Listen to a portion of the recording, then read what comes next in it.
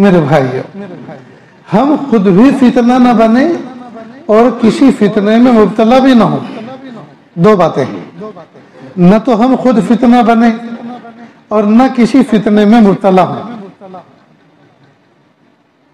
ہماری ماں بہنیں اللہ کرے آواز وہ صاف ستھرے انداز میں سن رہی ہوں، پلیز پلیز پلیز اللہ کے لیے یہ عزیز دو ہاتھ جوڑ کے آپ سے کہتا ہے، اپنے حسن کی، اپنی زیبائش اور آرائش کی جی نمائش نہ کرو، اس لیے کہ آپ کی تو ادا ٹھہری اور آپ کا تو ایک انداز ٹھہرا، سامنے والوں پہ قیامت آ جاتی ہے، سامنے والوں کی آخرت لٹ جاتی ہے.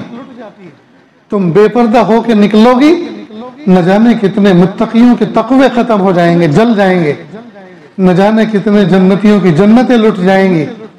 حالانکہ تم نے صرف چہرہ دکھایا، تم ان کو کچھ دے بھی نہیں سکتی، تم ان کو اس کے علاوہ اور کچھ ان کے تسلی کا سامان کر بھی نہیں سکتی جی، اس لیے کہ سب حرام ہے. لیکن چہرہ دکھایا، یہی کیا کم قیامت تھی. اس لیے اللہ کے لیے حجاب کو لازم پکڑو.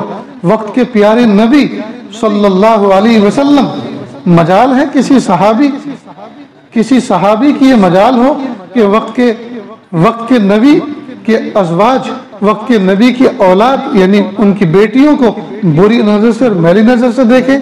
لیکن وقت کے نبی کو بھی یہ حکم آیا کہ وقت کے نبی اپنے گھر کی بیٹیوں کو کہو، گھر کی عورتوں کو کہو کہ وہ اپنے پردوں کو لٹکا کر رکھیں، باپردہ رہیں.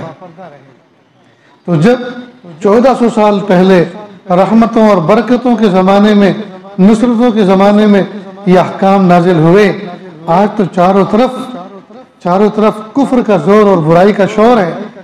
اب تو بدرجہ اولا یہ حکم ہمارے اوپر متوجہ ہوتا ہے کہ ہم اپنی عورتوں کو حجاب اور پردے میں رکھیں. جو عورت بے پردہ ہو کر اپنے گھر سے نکلتی ہے، بے پردہ ہو کے گھر سے نکلتی ہے، جب تک گھر میں واپس لوٹ کر نہیں آتی، اللہ کی رحمت کے فرشتے اس پر لعنت بھیجتے ہیں. اب یہ لعنت خوردہ عورت، بتائیے اس کے چہرے پہ کہاں سے نور آئے گا، کہاں سے اس کے دل میں نورانیت آئے گی، کہاں سے اس کی زندگی میں برکت آئے گی، کہاں سے اس کے اعمال میں برکت آئے گی، کہاں سے اس کی اولاد فرما بردار ہوگی. اس لیے کہ یہ خود فرشتوں کی لعنت کھائی ہوئی ہے، فرشتوں کی لعنت کھائی ہوئی. اور جو عورت بے پردہ ہو کے نکلتی ہے، بن سنور کے بن ٹھن کے نکلتی ہے، در حقیقت یہ عورت دوسرے آنکھ والے مردوں کو دعوت نظارہ دیتی ہے. اے آنکھ والو، اے نوجوانوں، میرا حسن دیکھو، میرے انداز دیکھو، میرے نقش دین دیکھو، اور اپنی سر میں لگی ہوئی دو آنکھوں سے، یہ آنکھوں کے کیمرے سے فوٹو کھینچ لو میرا، اور اپنی میموری میں میری تصویر کو، میرے قد و کاٹ کو محفوظ کر لو. اور راتوں کی تنہائی میں آنکھیں بند کر کے تصور میں مجھ سے زنا کرنا، مجھ سے لپٹنا، میرے ساتھ سونا، میرے ساتھ بیٹھنا، میرے سے بوس و کنار کرنا. تو جو عورت بے حیا، بے پردہ ہو کر اور اپنی نمائش کو ظاہر کر کے، میک اپ کر کے نکلتی ہے، اس کے یہ سب میننگ ہوتے ہیں. گویا اس کے اندر بدکاری کا مادہ موجود ہے، اور وہ چاہتی یہ ہے کہ دیکھنے والے تصور میں میرے ساتھ بدکاری کریں. وہ دعوت گناہ دے رہی ہے.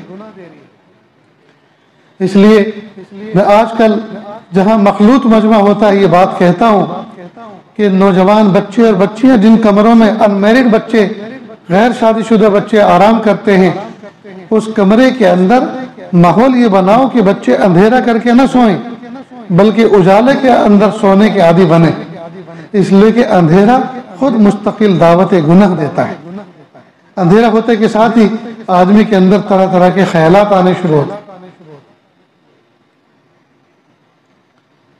رہی بات یہ کہ اللہ کے محبوب صلی اللہ علیہ وسلم تو اندھیرا کر کے سوتے تھے، تو یہ شادی شدہ لوگوں کے لیے اندھیرا کر کے سونا سنت، غیر شادی شدہ کے لیے نہیں.